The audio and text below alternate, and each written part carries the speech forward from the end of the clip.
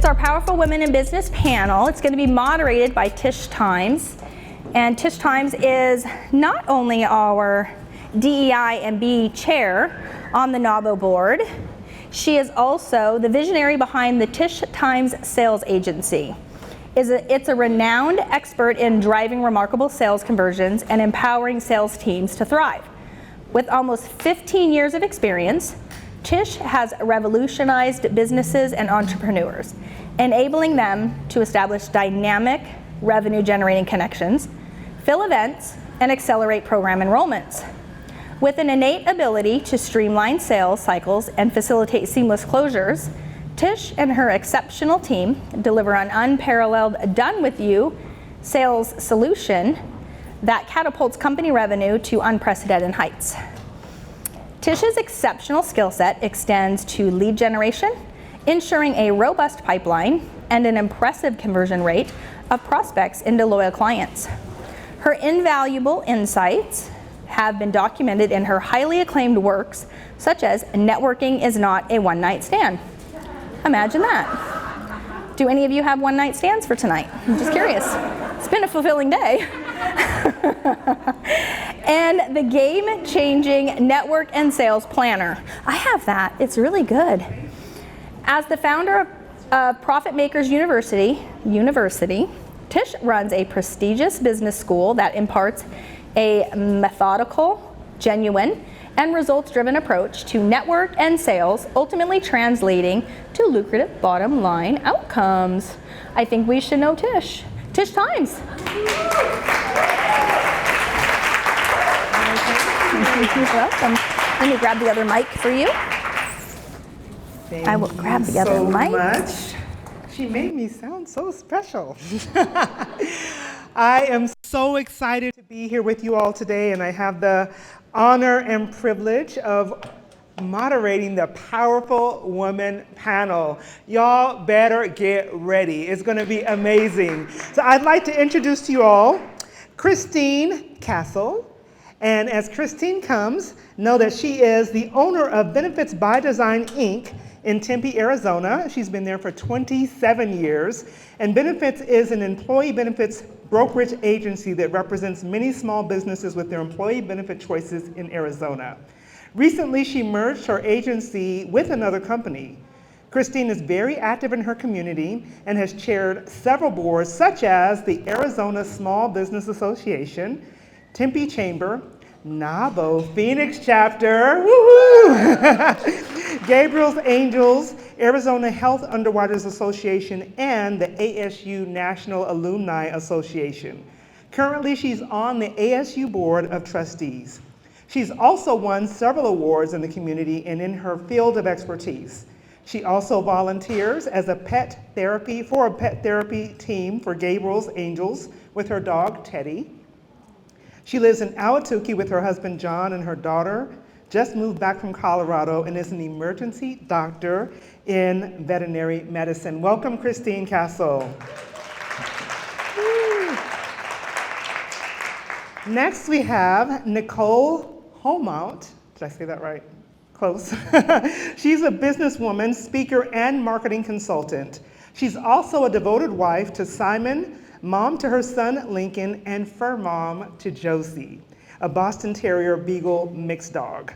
Nicole is the founder and CEO at Shield Bar Marketing, a marketing firm that serves U.S. businesses and helps them to create more customer activity. In 2024, she acquired Copper Cup Marketing out of Oklahoma, expanding the depth of her team. Nicole also founded and runs the Advantage Allegiance Business Referral Networking Group and is the co-chair of the Green Valley Sayurita Chamber of Commerce Advertising and Marketing Committee. Nicole was named one of Arizona AZ-19 region's most influential people and was selected to compete in the local mini Shark Tank competition in 2019. She also served on the Fremont McMoran Community Improvement Fund Committee. And Nicole also co-founded and sold a regional horse publication in Western South Dakota as her official first business venture. Hello, welcome, Nicole. And we have Gabby Cardenas. And Gabby is a highly acclaimed marketer and entrepreneur boasting over 23 years in expertise in marketing, advertising, and strategic communications. Having ascended the corporate ladder, Gabby embarked on an entrepreneurial journey in 2017 when she founded the Colibri Collective. Did I say that correctly? Okay. Marking a significant milestone as the first Latina-owned digital marketing firm in Phoenix, Arizona. That deserves a hand clap. Since its inception, Gabby has propelled her agency to unprecedented heights, creating winning campaigns that mobilize and captivate audiences nationwide. The Colibri Collective's genius lies in the way Gabby and her team combine data, skill, and emotional resonance in everything they create. The driving force behind Colibri Collective is Gabby's commitment to collaborating with value-driven clients who aspire to meaningful changes in our nation. With a footprint across 17 states, the Colibri Collective serves as a wide range of clients from the political, nonprofit, and educational sectors. Both Gabby and the Colibri Collective have garnered numerous national awards and consistent acclaim for their excellence in marketing and advertising. Please welcome Gabby Cardenas. I am excited to just hear from these women. I know that you all have amazing amount of value to add to this conversation, and we have about an hour. So you can answer, but we have about an hour, okay? So let's talk first about some defining moments in your life and in your business. I'm gonna ask you, Christine, if you'll get us started. Can you share a pivotal moment in your journey that helped shape your path as a successful woman entrepreneur? I think I'll go back to the very beginning. When I started my business, I was 27 years old, and you kind of think about how I'm going to sell insurance. I already worked for an insurance company and knew that type of arena, but it's like, where am I going to get my leads, or where am I going to learn how to run my own business? There I was at 27, had my dog who was home with me. That's all I had to worry about. And I told my friend, I'm going to join NAWBO. It's a women's group. And she's like, why would you join a women's group? Because, at that point, we're trying to meet husbands. And I know it's, but I didn't meet my husband through NAWBO. But I will tell you that the women that I met, and at that time, NAWBO was almost 300 members. I learned how to work with other people by being on the board, leadership skills. I met so many women who would help me start my business, and also we all had each other to share and mentor, and just it really got me to work with the public much better, and just kind of catapulted the confidence it took to be a business owner. And all the other organizations like chambers and different boards, same thing. It's like, I think the more you can get out there, and they say the busier you are, the better you do. So I really think, I will honestly say NAWBO, because I joined that and was a member for 20 years, and some of those ladies are still some of my best friends, and just all the speakers they bring in and things, it's just very rewarding. Did I understand that you were a past president? Yes. And what year was that? Oh man, maybe 2003? Wow. I lose my friend Jackie, who's here. She was also past president. She's around here somewhere. But yeah, I think it was probably 2003. So. Very good. Well, we're glad to have you back. Thank you. Very good. I'll ask Nicole the same question. Nicole, what was a pivotal moment in your journey that helped shape your path as a female successful entrepreneur? With different moments throughout my lifetime, I honestly, growing up on a ranch in the Montana, South Dakota, Wyoming area, where I wanted to be outside helping the guys, and I was allowed because we had rules, but I also had to go in and do the cooking to feed the guys.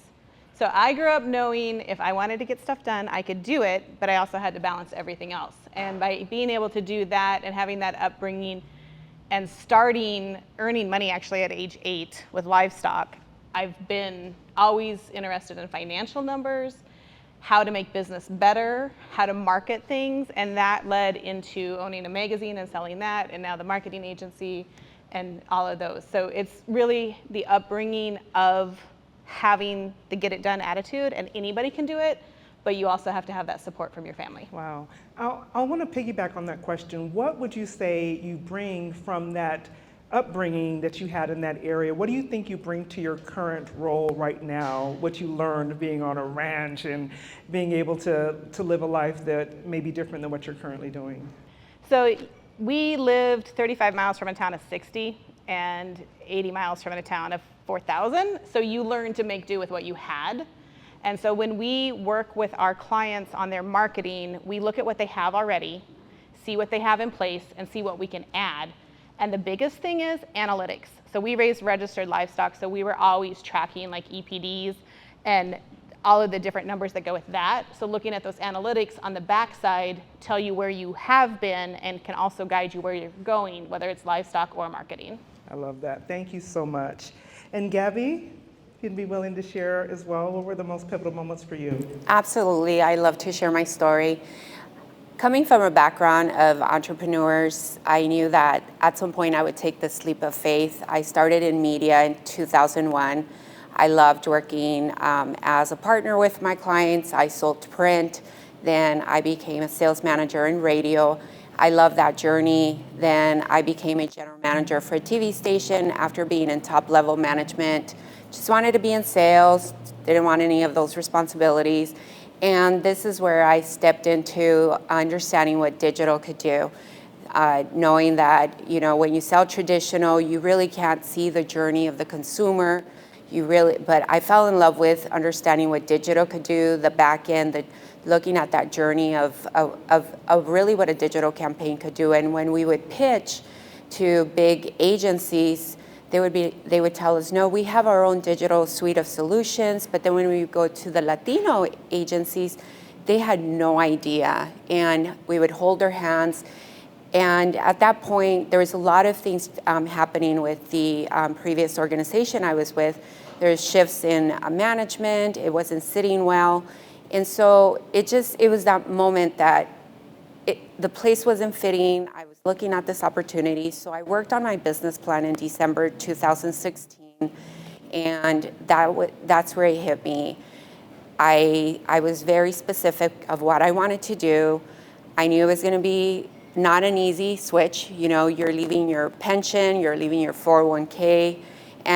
But I had that entrepreneur spirit. My parents had businesses, and they started me at a very young age when I was 13, to integrate me in their business. And having that grit, that, integrity and work ethic, I knew I could do it. It wasn't easy, but I took the leap of faith in July of 2017, and here I am 7 years later. But I do owe it to, my parents. I specifically owe it to my mother, and I'm completely blessed that my sister was able to join me 7 months later. She believed in the vision, and there's nothing better to be able to have a trusted ally within your organization, to be your partner with you all the time. So that's when it really started.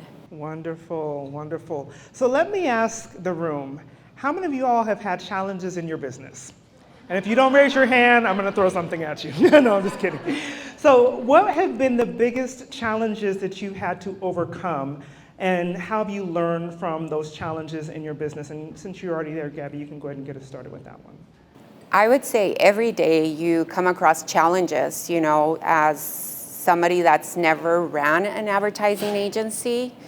I had to do a lot of research. I had to say yes to a lot of businesses because I did not come with an investor. I'm a single woman. I had to put my 401k. I don't come from a family of wealth, and I had to really learn how to create my own wealth. And I had to also learn when I had to start saying no to certain businesses. And my heart and passion is to help micro businesses and help all sorts of businesses. And when I really putting myself in positions where I was saying yes to clients that were a conflict, really just, those were moments of, okay, there's a lot of demand for our business. Now I have to really define who I want to work with because there's conflicts. And I work in political spaces and I can't have conflicts. So those are very defining moments that you're losing a lot of revenue, but you have to stay value driven because that is the mission of Colibri Collective. And it pays out at the end. At the moment, it hurts, but at the end, if you stay very focused to your mission and into what really you set yourself out as a business, it pays in the long run because you're respected more. So knowing that those hard decisions at the moment are going to cost you so much, it's going to pay for itself in the future. I love that. Thank you so much. And Nicole, same question. You know, a pivotal moment for me that has really shaped how I run my second business is I was 23 when I started the horse publication. My business partner was literally twice my age, and my first employee was almost 3 times my age. And learning without having the school and the background with it, working for a big corporation or anything like that, you have to learn how to adjust to different people. And you also learn how to cut your teeth and stand your ground, especially when you're 23 years old and you take on this debt to start a business. At that time, I was like, okay, worst case scenario, I have bankruptcy and I start over. I'm only 23, Now, even though I'm married and I have more financial stability, it's like, I don't want that debt. I want to grow smart. And I want to make sure we're leveraging our time with technology and with the right people in the right places. And so really honing how I wanted to run my business this time around versus the first one that we built and sold really makes a difference when you know what you want. And it's really easy to learn what you don't want when you have that conflict with a business partner. I hear you. Very good. And if you answer the same question, what biggest challenges and what were the things that you took away from those challenges?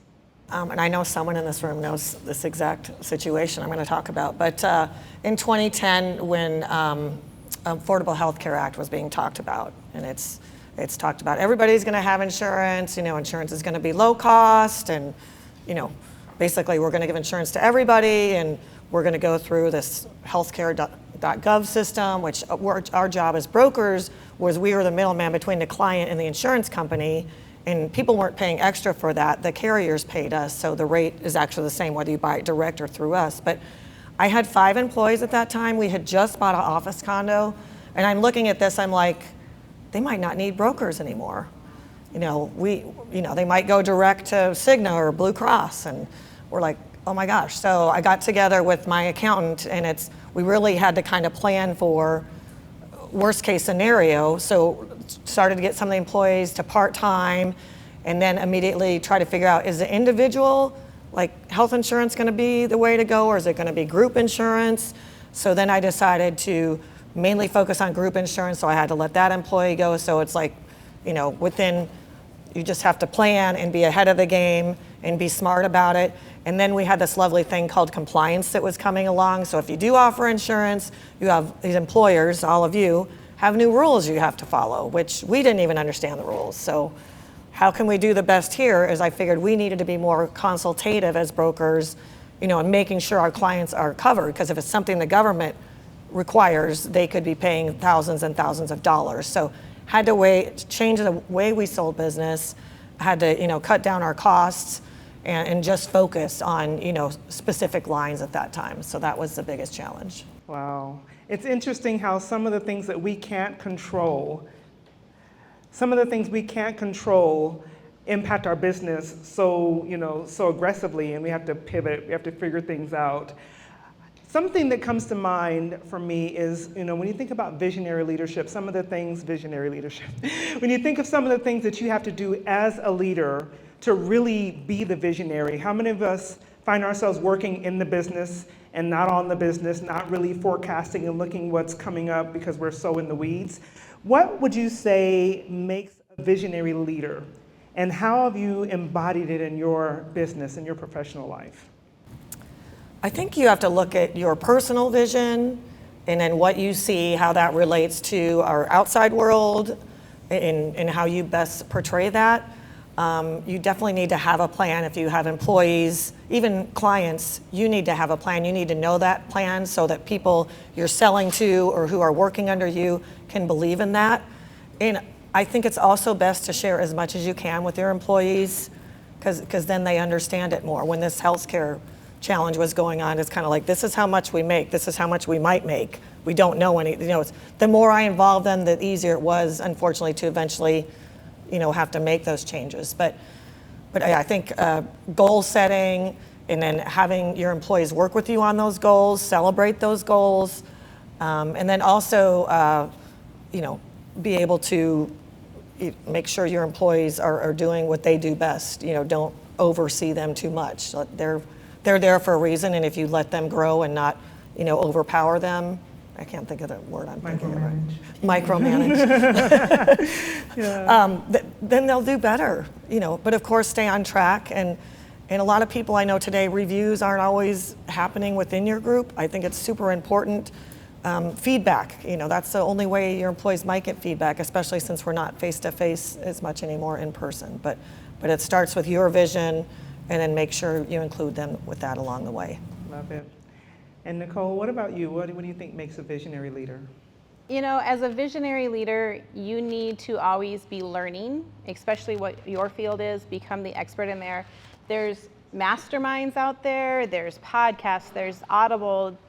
Keep educating yourself, keep having those ideas, but one of the biggest things is to get an integrator and runs with it, that keeps you on the rails, and you can throw them 100 ideas and they're like, okay, these 2 will work, these 98, we got problems. So you gotta trust the people that you hire, and with that, having a robust hiring process where they have to go through assessments before they even send you a resume, and making sure that they are detail-oriented and action-oriented in the specific piece you need them in, so that way you can fully trust them when you're out, talking to people. Being a visionary is not sitting behind the desk doing the work. And I've done that, but I've also navigated out of that. I love that. I love that you said get an integrator, because I don't know how many of y'all are familiar with Kobe. I am number 9 on Quick Start. And if you understand that, you know what I mean. I am ideas all day, and I need someone to come in and actually put some feet to those ideas, so I completely agree with that. Thank you. Gabby, what about you? A visionary, I would say you first have to have, my biggest thing is hire smarter. Yes. And hire people that you don't really need to constantly have to be motivating them, because that drains you. And I'm the type of person that constantly, I love to motivate people, but I realized that, and I started just learning this recently. I've managed so many teams, but because it is my company, it's different. And I realized that I don't really need to be motivating the team. They should be self-motivated. And the work that we do is creating change, and they see that change, whether it's in education or with our foundations or electoral work. But going back to hiring smarter, efficient, and really, when it comes to staffing, we all deal with it. There's always attrition. So resetting when there's some major turbulence within the company, those things, I'm trying to be better at delegating. I'm an A personality, and trying to spend more time outside the office is still something that I'm dealing with and working. And the buy-in is really important. So for us, we have strategic meetings once a year where they're a part of the conversation. They know the annual goal. Every year is different, and they have a voice. And I always say to my team, here, teams have, every team member has a title, however, you have a voice as well. Doesn't matter, and everybody has to be respected and treated equally. The leaders here are here to help you with your roadmap of success. They're here to guide you, but if there's anything that is out of line, it's not accepted here at Colibri. There is hierarchy, but hierarchies for a purpose to lead. We don't believe in micromanagement or anything like that. So the vision, I started with the essence of the hummingbird, because the hummingbird has so many traits. It's called Colibri. Colibri is a hummingbird. And, you know, a hummingbird is nimble and moves in every direction, just like my team. The hummingbird has, you know, the biggest heart proportionate to its body. So we do everything with our heart. It's colorful. We create beautiful, colorful campaigns. We also, it's so brave, it could attack hawks. So we're super brave as a team, and we go out for big projects. So, and that's what I want the essence of the team to always feel like they belong there, and that's how we work as a team. I love that. How many of you all implement vision days in your business? Like time out of the month that you actually spend on your vision. I know that Carrie does. You're going to hear from her later today. I implemented a flex week in my business, and it's been one of the best things I've ever done. Is taking the last week of the month. Doesn't mean I don't work, and if I have something I need to do, it's a flex week. I can be more flexible, but taking that time and just backing out and looking at what's going on, what happened this month, what are we doing next month, and how can we really be better, and how can I get my team prepared for that? It's been amazing. So when you think about visionary leadership, it's not only, like you said, you can't be behind the desk and kind of drive it all. You got to be able to step back and look at that bigger picture. Which brings me to our next question, because I get my most creative ideas when I have my flex week, when I can take some time away and kind of really focus on what needs to come next in the business. So how do you foster innovation and creativity in your business? And what are some of the game-changing things that you've innovated in your business most recently? And you're welcome to start, Gabby. I would say because we are a technology company with the digital side, even though we are full service, we do a lot of testing with our digital solutions, and it's always making sure that with everything that has happened, like in the cookie world, you know, we make sure that we are able to go in and really do the targeting that we can do, and it's become more competitive. So making sure that we're telling the story, how do we really target, how are we combating like these other agencies that are now like looking at digital, it's cool, or we're selling it, but there's also a lot of fraud. And you know, we're not selling domains from China, and so for us, it's not that we're selling a cool widget. It's more, how do we go and still be competitive, where we're not price driven, we're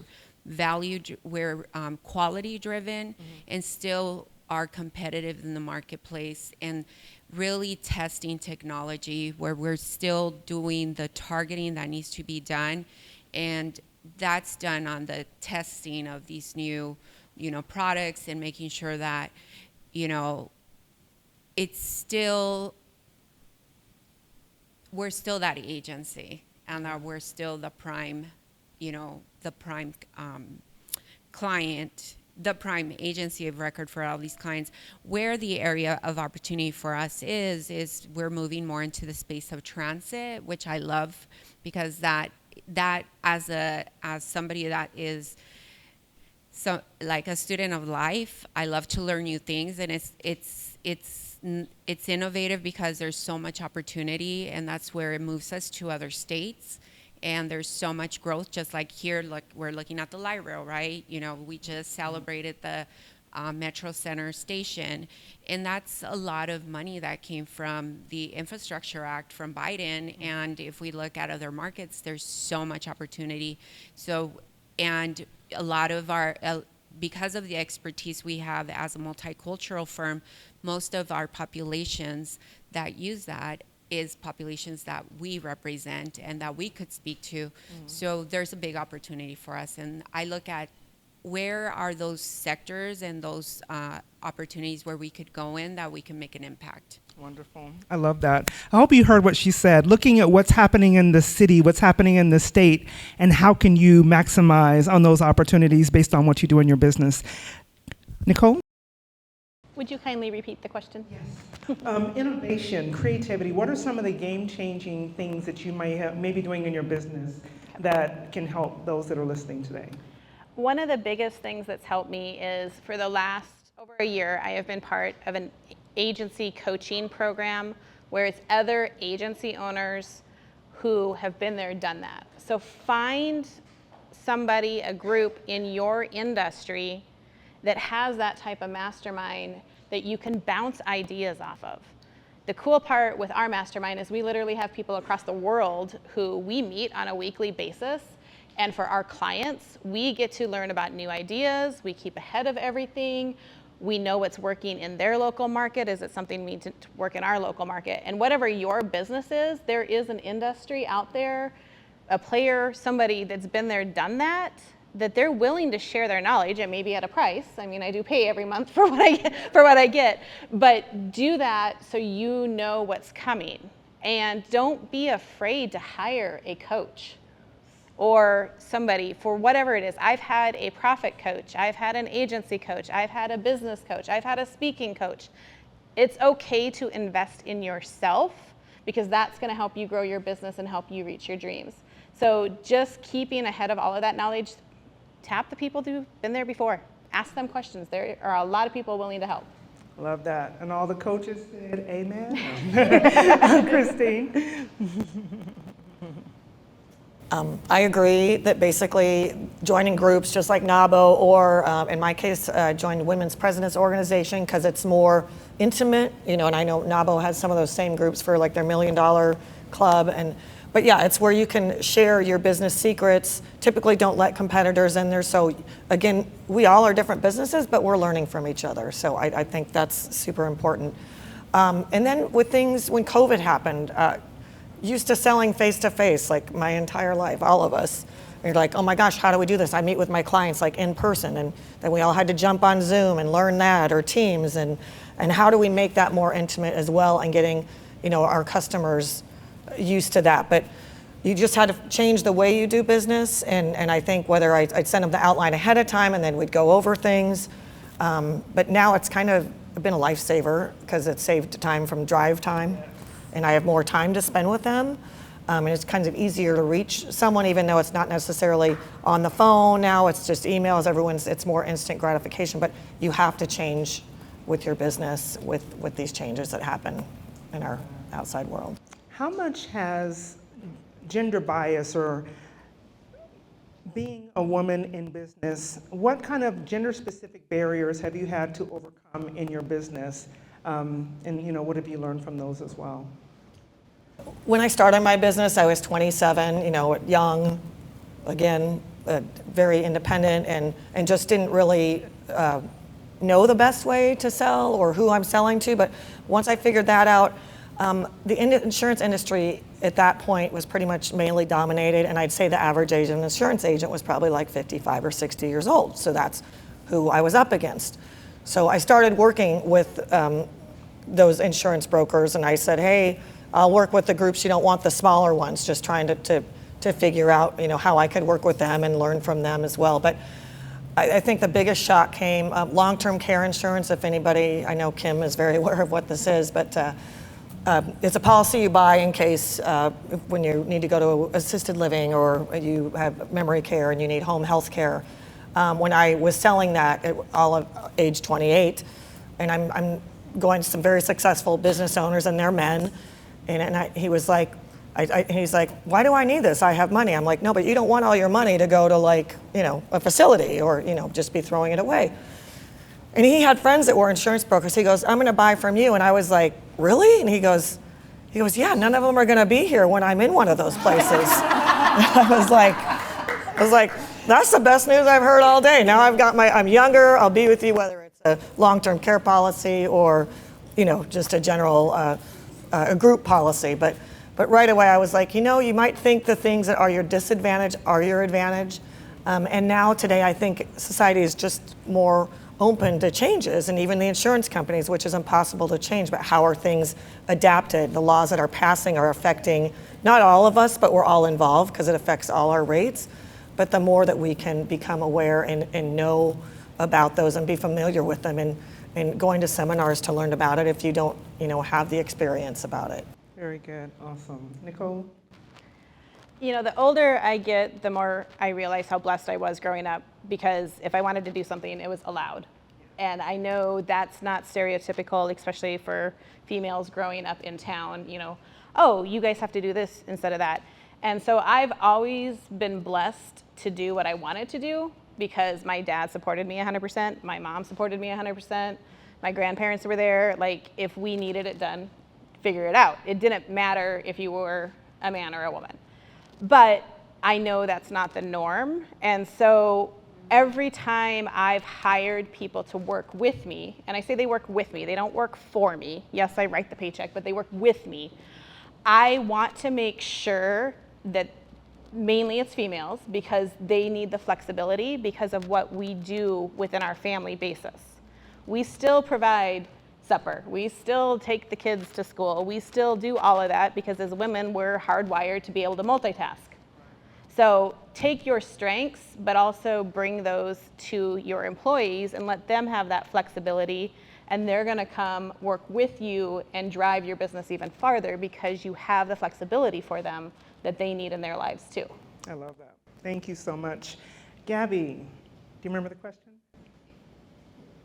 Repeat it, but I Yeah, what gender barriers, if any, have you come against in your business, and how have you learned from those?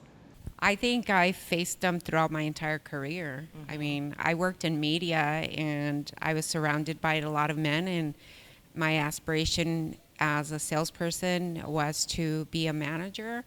And a great example was that when I became a manager, I didn't have control over the foursomes, and I was the manager.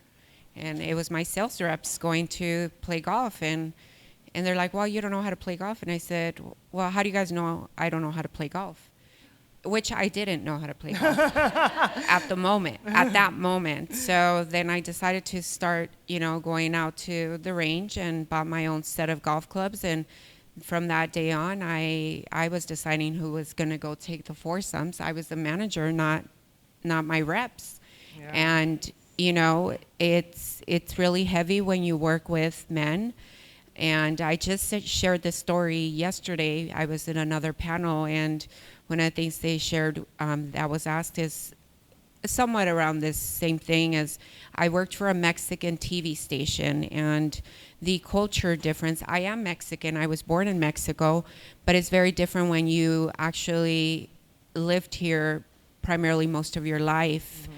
As much as you embrace your culture and you love your culture and your born city, you don't know what the intricacies are when you to work for a different country, and to work for men in a different country, even though you are a general manager, the respect is not there. So constantly reminding him, I'm a general manager, like it was very different. But also that job really prepared me to this. And going back to what I'm dealing with now, the work sometimes is really heavy because you work in politics, and that is a very male-dominant space, especially consulting firms.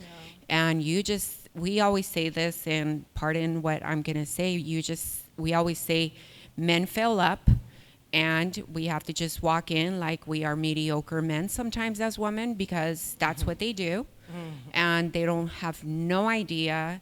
We compete with DC firms, and they have no idea what the Arizona landscape looks like, and they're going to take the wins, and we just go in and we have to just own the space. And so this is a constant battle that we deal with, but I'm used to it.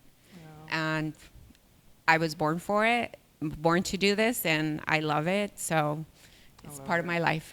I love that. So we talk a lot about scaling and sustainability in business, right? The question I have for you is this, though. How do you ensure that you have sustainable growth while not compromising your core values? What are some of the things that you have to make sure happen in your business so that you can grow and you still maintain those values that are so near to your heart? I've had a couple of lessons. I think COVID really just hit us very differently. And as we have to work in creative spaces, and we work really in a very fast speed space where we require collaboration. I know that everybody here has a very different mixed feelings of what it is to either work remotely, work hybrid, or work in office, right? We could all share our sentiments, but I try to be flexible with some of my hires, and what I found is that those were lessons learned, that I cannot have people working remotely. I tried to extend an office to California, was not successful. Huge investment, because California has strict restrictions with, with insurance, employees, all of that, and it's really, so that scaling to extend to California that model did not work for me. Huge lesson. Having a team member work remotely does not work for me. So the scaling has to be very intentional, and we work on 2-year cycles, and having that balance of making sure that when we are hiring, can the company be sustainable for 2 years and have these salaried employees? Because I don't like contractor employees as much. I like them for a very small portion of the work. Yeah. It does dilute the work if I have contractors. So I have to be very intentional about, head count. Yeah. And scaling is really important. So when we talk about we're doing work in 17 states, it doesn't mean we're physically in 17 states. We just work and do the work from here. Yeah. And so it's really scaling at a pace that is going to be sustainable, and can we handle the work? So knowing what contracts to say yes to, and making sure that we stay in our lane. We do not do anything that is not something that we're capable of, just that we're able to say yes to the work just for the money. I love that. Very good. Nicole? Thank you. With scaling, I have before the acquisition and after the acquisition. So I've ran my business now for 11 years, built it to be remote from the get-go because I knew I was going to be moving for my husband's career. I was blessed to be able to build the business slowly and make sure I had recurring revenue that was coming in every single month as I added people. I take a different approach. I actually do have a few W-2 employees, but I grew it off of subcontractors, 1099 employees that worked throughout the United States. I have tried overseas, not really recommending that. There is a big difference in how things are done with people who are non-native English speakers when you're working remotely. If you can't have that face-to-face conversation, it's hard to convey what needs to happen, and Zoom just doesn't cut it sometimes because they're up at 2 a.m. and you're 12, 14, 20 hours apart. So with that, as I grew, I practiced Profit First, which is a Mike McAllowitz book. So I've always known, okay, my COGS and my overhead. You need to know the difference in those. You need to know where you're going to invest that money and how you're going to make that work. So I grew organically on referrals, clients across the United States and Canada, and now into Mexico. Then my son is now, well, he'll be 12 this month. He's a lot more independent now. He's not driving quite yet, but maybe soon, the way he's acting. But he's more independent. He helps with supper, he helps with chores, everything. And I was like, okay, my growth word, or this year's word was grow. Last year's word was focus. And because I have shiny object syndrome, I'm pretty sure we all have that. We are women. That is honestly, that's why we do well with multiple things, is because we can handle it. But I said, no, I'm going to focus. And I put all the building blocks in place. And then the week before Christmas, one of the ladies that I knew through the mastermind that I'm in, she said, hey, we're selling the business. Do you want it? And I said, maybe. But the reason we moved fast on it is, one, they're in a small town like where I'm from, 35,000 people. We serve the same type of clients. We work a lot with service companies that need the phone to ring. That's who we work with. And they had the almost exact same type of clientele. We had almost the exact same type of services. And actually our billing was actually within $5 an hour of each other, which was really surprising. But if you want to scale, You could either grow and grind it out and be out there, meeting people, doing that, or you can acquire a company. So I will say there's more ways to do it than just having to rely on what you yourself can lift. I love that. I love it. Very good. Christine? And mine is probably more for the smaller businesses, which we were. Basically, I think it's super important because it changes constantly. How you've got to look at it. That's why you got to take the time outside of your business. And whether it's, I think once a month is great. I wish I could say I did the same, but at least quarterly, be looking at your numbers and where you want to be. And there's all those things that happen that, with our business, it's sales. And you can plan like we want this many new accounts, and that's great. But you got to understand that some of them are going to fall off because people are going to sell their businesses. They're going to merge with other companies. And so you've got to plan almost double of what your new sales has to be. So it kind of goes back to the sales goals in my world with growing the business, but you have to look at it. And then do you need to add people? Because if you add people and they're not selling, you're losing money already. Do you have the time to be out there doing that work or not? So I would just say really that's where you need to reflect on your business and look specifically at your type of business and what it's going to take. But look at it regularly. Don't just do it once a year, when you're at the accountant and they're like, then you realize you're like focusing on the wrong size business, or, you don't want it to be too late. So look at it regularly. I love it. What about when you reflect on your journey?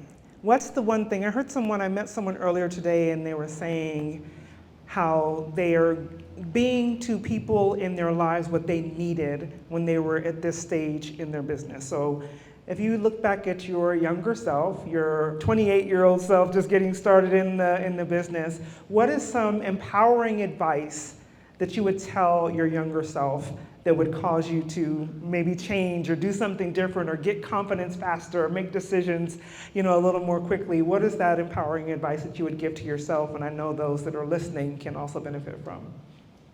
I think as women, we don't pat ourselves enough on the back. And I think the biggest problem that I know I had at 27, 28 was confidence. Yes. You've got to have confidence on what you're doing. And if you don't, you got to act like you do. But what you've got to look at is what you're an expert in your field. I wish I understood that because I'm in insurance. I had already worked in it 8 years before I went off on my own. We all know more than what the person we're selling to knows. We might not think we know a lot, but we do. And so that's what they want from us, is just what we know. We don't have to be an expert at everything. Maybe you have to act like you understand a little bit here and that about other stuff, or you've got partners that you can refer them to. But just having the confidence and knowing that, you are the expert in your industry and everybody that you're talking to typically does not know as much as you do, and just own that. I love that. Thank you. Nicole? Besides being a continuous learner in your field, make sure you know your finances, your business finances and your personal finances, and how your business needs to support you. Is it a hobby or is it a business? And you really need to know that. And when you get ready to grow, if you need to go get money, whether it's a private money loan, an angel investor, a VC, if you know your numbers and you can tell them, okay, this is where we're going, this is where we've been, here's our forecast, they are a lot more likely to say, okay, here's the check.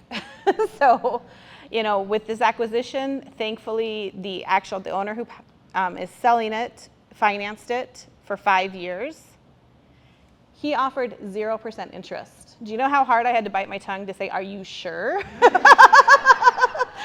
Now, I had down payment money, so I made sure that was paid. But then I went to a private investor and borrowed money for the cash flow for these first 3 months, just because now I have payroll. We're switching invoicing systems. We're having checks mailed to different PO box. We have to update the credit card. So knowing your numbers and being able to forecast that will set you up where you need to be when you're ready to make a move. Whether it is a business move, a personal move, buying a house, getting ready for an early retirement, know both of them.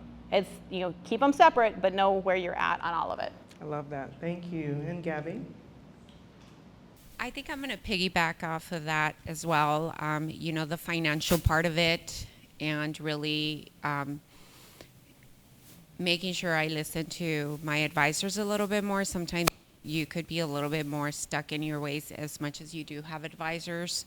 I recently purchased the building where we're at, and it was a private acquisition, and the owner didn't want a broker, so I navigated doing this all by myself. It did cost me money, and even being, going into we're going to be 7, years into the business, and I still could have hired maybe somebody else to advise me on the whole thing, but I had to do my own purchase agreement. I had to do pretty risky and buying a pretty high up there building, downtown. We're down the street. And I was just reflecting on how much I did to buy this building without a broker, without an attorney. And my attorney was like, Gabby, you need to get yourself an attorney. I can't give you this advice, but I could give you this paperwork to help you with, just even like now, like what I reflect, thank God it all went great, but just looking at that and reflecting on everything I've done, just don't be stubborn. If your CPA is telling you this and your attorney's telling you this, just really, you could do it, because we're so resilient as women. Yes. But cover yourself as much as possible. Not everything works out. Not everybody's as trusting as the owner, the previous owner. No, but you don't know if there's other agendas sometimes. Yeah. You don't get that lucky. But just really finances, not understanding that sometimes you're going to spend more on some of your time that is so valuable than taking advice from somebody who is a trusted source. I love that very much. Well, we're on our last question. And kind of like the first panel, I'm going to ask you all to keep it to about a 1-minute answer so we can wrap up. But tell us about where you see the future of women in business as it pertains to becoming more inclusive, more diverse in our economical or entrepreneurial ecosystem. So where do you see us being able to really make an impact so that we have a more diverse business in the way that we're able to impact the world from our positions? I would say that I just heard a stat, and I'm not going to quote it, but I just saw that women are the biggest growth in growing wealth, and that's the biggest segment, that it's actually changing from men to women. And it leads me up to something that I implemented in 2020, and which is listening to, this is when I did listen to my CPA. She really guided me to implement our defined benefit plan, where either I was going to give Uncle Sam the taxes, pay those taxes that it's the one time that I just almost fell off my chair, that I just could not even breathe, of how much taxes a company has to pay. And she said, either you give this money, or you could start building your own wealth, one, as an owner, and providing some of the profits to your team. Mm-hmm. And as a team that is of a younger generation and also of color, I come from a background that I never really learned how to create wealth. I wanted to really create this profit sharing and also implement the 401k. And so I felt, why not give them the earnings of the company? So we implemented that, and I'm very proud of it. Very good. Thank you so much. Nicole? I've been working remote for 11 years now, and COVID, I know, made it mandated and cool, but women can navigate that to their advantage. Yes, if you still have kids at home and you still do drop off and pick up and all of that, you can have your flex time and leverage technology, leverage the home office, which allows you to leverage taxes. Talk to your CPA, not me. But it's one of those things that if you don't know what you don't know, you got to keep learning. And I am a continuous learner. My son goes to a charter school 47 minutes from home without bad traffic. So 3 to 4 days a week, I have 2 hours of podcast time or Audible time. So I'm always learning, and then I'm voice clipping my team and saying, hey, what about this? Hey, what about this? That's where you need the integrator part. But there is so much knowledge out there that you can consume it via YouTube, via Audible, via whatever, maybe even osmosis if you're good enough, you know. But immerse yourself in it and then help others get to the same point. We all have different levels of what our life looks like, and I want you to really design your life. Don't live it by default just because that's the way it's supposed to be. You get to design it. And for those of you who are married, remember, the men may be the head of the household, but the woman is the neck. And guess what? We control where they look and how things are done. So take, you know, that's your power. You're the neck. Make sure what you guys want is your life. Very good. And Christine.